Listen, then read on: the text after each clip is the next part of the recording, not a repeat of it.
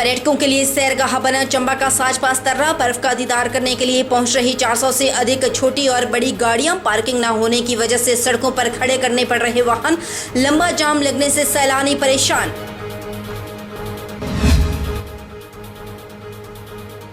गर्मी में बढ़ रहे जल जनित रोगों का खतरा। हमीरपुर जिला के घरों में स्टोर किए गए टंकी के पानी के सैंपल की रिपोर्ट सही नहीं। विभाग ने लोगों से किया आग्रह, उबाल कर करे पानी का इस्तेमाल। डॉक्टरों की लोगों को सलाह, दोपहर के समय कम निकले घर से बाहर। शरीर में पानी की ना हो कमी, पिए ज्यादा से ज्यादा पानी। गोलगप्पों और चाट पापड़ी का करें परहेज, इससे पीलिया का हो सकता है खतरा।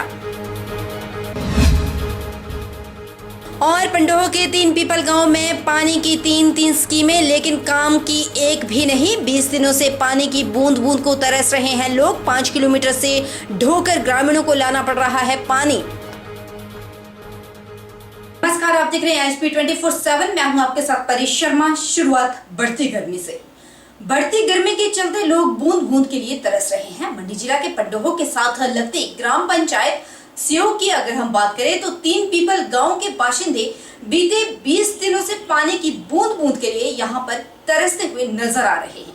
हैरानी वाली बात तो ये है कि इस गांव के लिए एक नहीं बल्कि 3 पानी की स्कीमें हैं, लेकिन तीनों जवाब देगी। पंडोह के साथ लगती ग्राम पंचायत सियोग के 3 पीपल गांव के बाशिंदे बीते 20 दिनों से पानी की बूंद बूंद के लिए तरस रहे हैं।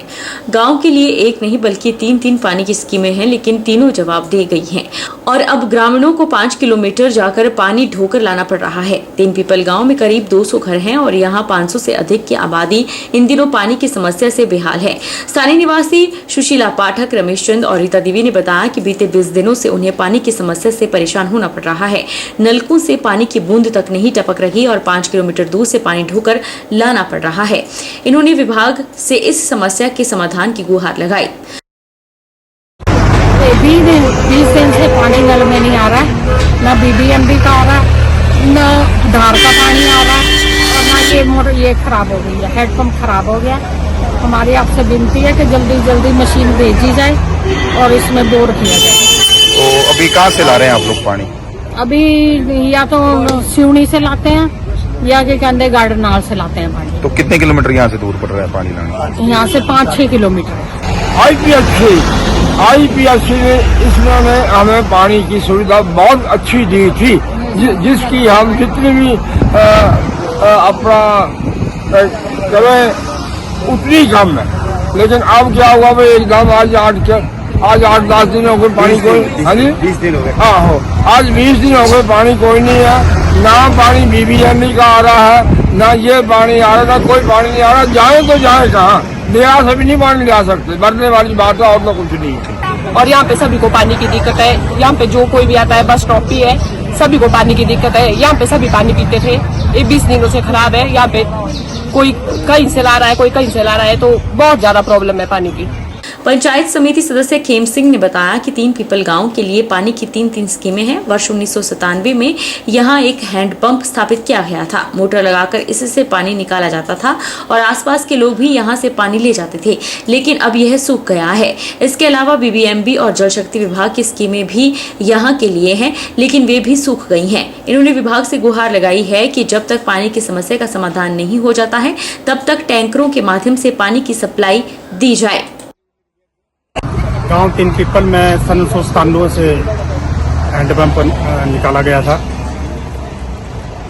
तब से लेके आज तक सभी आदमी इस हैंडपंप से ही पानी भरते थे। यहाँ पे सबमर्सिबल मोटर फिट की गई थी, परंतु अब जब आईपीएच विभाग से पूछा गया तो उन्होंने बोला कि ये जो आपका हैंडपंप का पानी है ये सूख गया है। तो प्रथम तो विनती मेरी आईपीएच से कि वो जल्द से जल्द जो रिग मशीन होती है उसे यहाँ पे लाए और इसको जल्द ठीक करवाए। दूसरा, गांव 3 पीपल के लिए आईपीएच का ग्रेविटी वाला पानी है, लेकिन आजकल वो भी नहीं आ रहा है, उसको भी काफ़ी टाइम हो गया। और तीसरा, यहाँ पे बीबीएमबी का भी पानी है। बीबीएमबी एक्शन से बात हुई थी, वो बोल रहे हैं कि खर्च सूख गई है। तो मेरा आईपीएच से एक विनती है कि मान लो ये चीज़ें नहीं होती है जल्दी, तो टैंकर की व्यवस्था की जाए या तो कोई और व्यवस्था की जाए। हिमाचल प्रदेश में पड़ रही तपतपाती बढ़ती गर्मी के बीच रविवार को निहरी तहसील के जरल गांव में 2 स्लेट नुमा 2 मंजिला मकान जलकर राख हो गया, जबकि तीसरे मकान को भी काफी नुकसान पहुंचा है। समय रहते घर के अंदर मौजूद 2 बच्चों और एक बुजुर्ग महिला को बाहर निकाल दिया गया, अन्यथा कोई बड़ा हादसा पेश आ सकता था। इस आगजनी की घटना में पीड़ित परिवार को करीब 50 लाख रुपए का नुकसान हुआ है। हिमाचल प्रदेश में इन दिनों कहीं जंगल जल रहे हैं तो कहीं घर। ऐसा ही मामला मंडी जिला के उपमंडल सुंदरनगर में पेश आया है। निहरी तहसील के जरल गांव में रविवार सुबह जब डाबर राम पुत्र आदम राम के पारिवारिक सदस्य खेतों में काम कर रहे थे तो घर में अचानक से आग लग गई। आगजनी की घटना के बारे में जब स्थानीय ग्रामीणों को पता लगा तो उन्होंने तुरंत मौके पर पहुंचकर घर के अंदर मौजूद 2 बच्चों और एक बुजुर्ग महिला को सुरक्षित बाहर निकाला, लेकिन निचली मंजिल में बंधी 11 भेड़ बकरियां जिंदा जल गई। ग्रामीणों और दमकल विभाग की टीम ने आग पर काबू पाने का प्रयास किया, लेकिन जब तक आग पर काबू पाया जाता तब तक सब कुछ जलकर राख हो चुका था। इस आगजनी की घटना में पीड़ित परिवार को करीब 50 लाख का नुकसान हुआ है। घर के अंदर रखा सारा सामान जल गया है। मौके पर प्रशासन और पुलिस की टीम भी नुकसान का आंकलन में लगी है। 2 मकानों में परिवार के करीब 10 सदस्य रहते थे।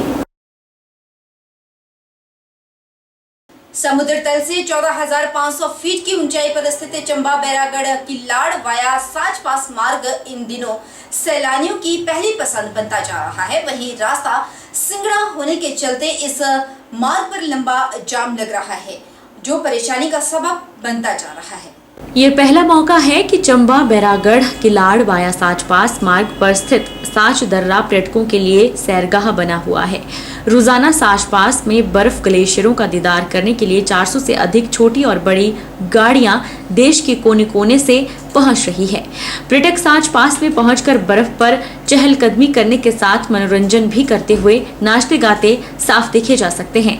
इस बार समूचे देश में अत्यधिक गर्मी होने के चलते दूर दूर से सैलानी पांगी की घाटी साच पास में पड़ी हुई बर्फ को देखने और उसका आनंद उठाने पहुंच रहे हैं, लेकिन यहां पार्किंग न होने के कारण वे अपने वाहनों को सड़क के बीच ही खड़ा कर रहे हैं, जिस कारण इस मार्ग पर घंटों तक लंबा जाम लग रहा है। ऐसे में पर्यटकों और स्थानीय लोगों ने साच पास में पार्किंग के लिए जगह चिन्हित करने की मांग उठाई है। हमीरपुर जिला की 5 पंचायतों में फैले डायरिया मामले को लेकर लोगों के घरों की वाटर स्टोरेज टंकी से लिए गए पानी के 2 सैंपल फेल पाए गए हैं। सैंपल जांच के लिए स्वास्थ्य विभाग ने मेडिकल कॉलेज हमीरपुर भेजे थे। यहां पर जांच के दौरान 2 सैंपल सही नहीं पाए गए। हमीरपुर जिला की 5 पंचायतों में फैले डायरिया मामले में लोगों के घरों की वाटर स्टोरेज टंकी से लिए गए पानी के 2 सैंपल फेल हो गए हैं। वर्तमान में सभी डायरिया से पीड़ित होने पर इलाज के बाद ठीक हैं, लेकिन अभी तक डायरिया फैलने के कारणों का सही पता नहीं चल पाया है। इतने बड़े क्षेत्र में डायरिया फैला, लेकिन क्षेत्र में होने वाली पानी की आपूर्ति के सैंपल सही पाए गए। बताया जा रहा है कि जिला स्वास्थ्य विभाग ने लोगों के घरों के पानी के सैंपल भी जांच के लिए भेजे थे। इसी बीच घरों में बनाई गई स्टोरेज टंकियों से भी सैंपल लिए गए थे। घरों में बनाई गई स्टोरेज टंकियों से लिए गए पानी के सैंपल में से 2 की रिपोर्ट सही नहीं पाई गई है। यहाँ का पानी शुद्धता की श्रेणी के विपरीत पाया गया है। हालांकि जल शक्ति विभाग के पेयजल भंडारण टैंकों का पानी सही पाया गया है और अन्य सोर्स का पानी भी पीने योग्य है। अब सबसे बड़ा सवाल यह खड़ा होता है कि 5 पंचायतों के लोग डायरिया की चपेट में आए तो कैसे? अगर पानी सही है तो डायरिया कैसे फैला? आईपीएच विभाग स्वयं के द्वारा लिए गए सैंपल को भी सही बता रहा है। वहाँ पे 0 न्यू डायरिया केसेस है।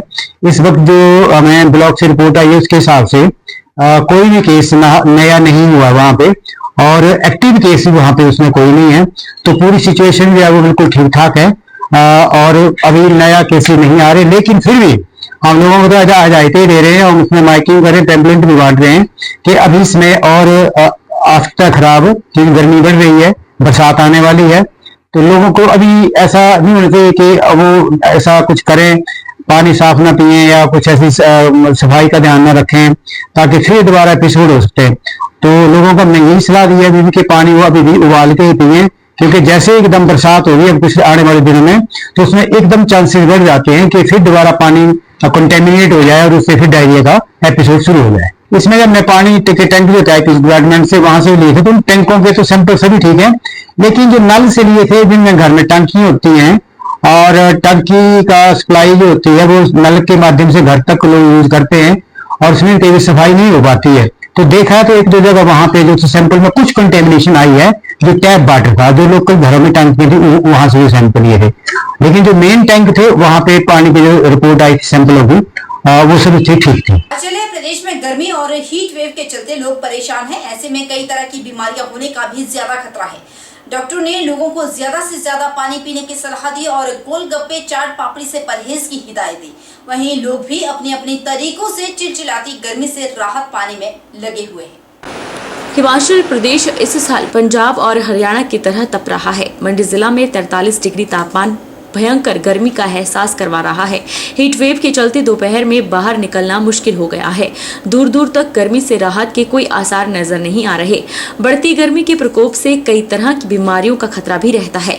ये बीमारियां केवल चर्म रोगों तक सीमित नहीं रहती, बल्कि गर्मी के चलते पीलिया, डायरिया भी हो सकता है। डॉक्टर ओमराज शर्मा ने लोगों को गर्मी के मौसम में ज्यादा से ज्यादा पानी पीने, घर से खाली पेट न निकलने, फलों को खाने और लिक्विड डाइट की सलाह दी है। डॉक्टर ओमराज शर्मा ने कहा कि घर से बाहर निकलते हुए पूरे बाजू के कपड़े पहने और धूप से खुद को बचाएं। दिन में लू चल रही है, ऐसे में कोशिश करें कि घर से ना निकलें। लू लगने की स्थिति में व्यक्ति को पसीना ज्यादा आएगा, तापमान अधिक होगा, उल्टी, चक्कर भी आ सकता है। ऐसे में सिर पर गीला कपड़े का प्रयोग करें, नमक चीनी का घोल पिएं ताकि पानी की कमी शरीर में ना हो। गर्मी बढ़ रही है और 40 से ऊपर जो है वो टेम्परेचर जा रही है और कई बार तो 41-42 तक भी चलेगी।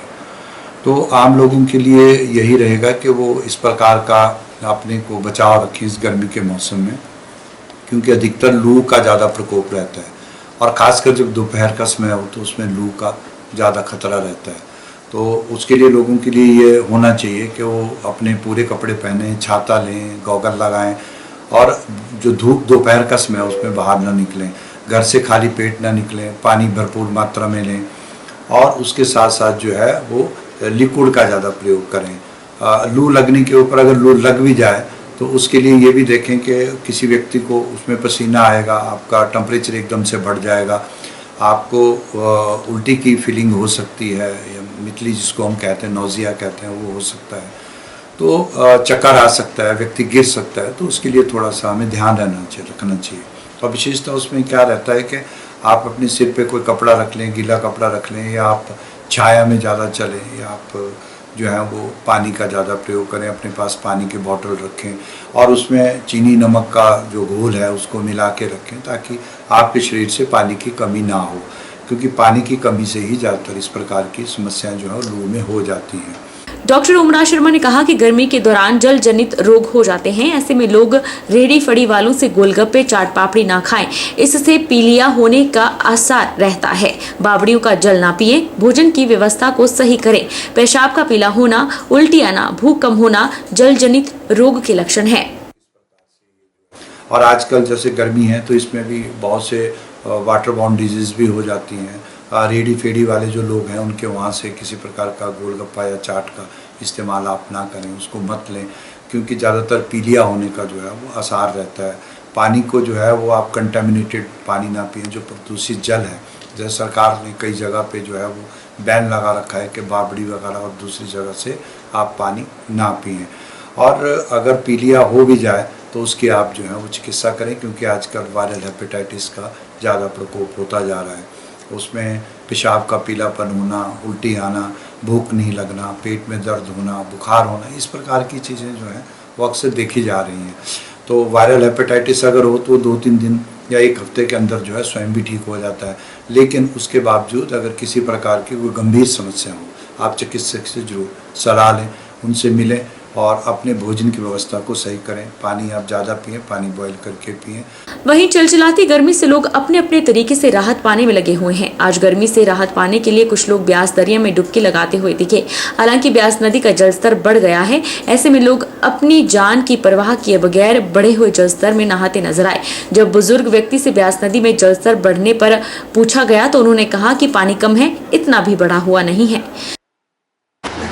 पहले के बनिस्बत इस बार मौसम ज़्यादा गर्म है, इतना तो हमने भी अपनी ज़िंदगी में नहीं देखा इतना गर्म मौसम। और तकरीबन पानी भी यहाँ ब्यास का कम ही है, छोड़ा हुआ डैम करके, नहीं तो पहले तो फुल पानी होता है, नहाने का भी मज़ा आता है, तैरने का। अभी तो कुछ भी नहीं है यहाँ। अभी तो तैर रहे थे दरिया में। आज गंगा दशहरा है इसलिए 12 बजे नहाते हैं। वो सदियों पुरानी परंपरा है हम लोगों की, गंगा दशहरा में ब्यास में स्नान करने की। अभी तो कुछ नहीं है, पहले तो सारे पूरे शहर के आदमी आते थे। थोड़ा तो ध्यान रखना पड़ता, अब डैम बन के थोड़ी दिक्कत आ जाती है, कभी पानी छोड़ देते हैं, वार्निंग भी शुरू होनी चाहिए। तो अनजान आदमी को ब्यास के किनारे मत जाना चाहिए। अभी कुल्लू का लो 2-4 बंदे गिर गया, फिर वो ऐसा होता है। इसलिए थोड़ा बचाव करो तो अपने आप ही बचाव करना चाहिए और जाना नहीं चाहिए दरिया के पास। जो तैरते हैं उनको भी अनजान जगह पर जाके कभी पत्थर लग जाता है, कभी कुछ लग जाता है, इस करके नहीं जाना चाहिए।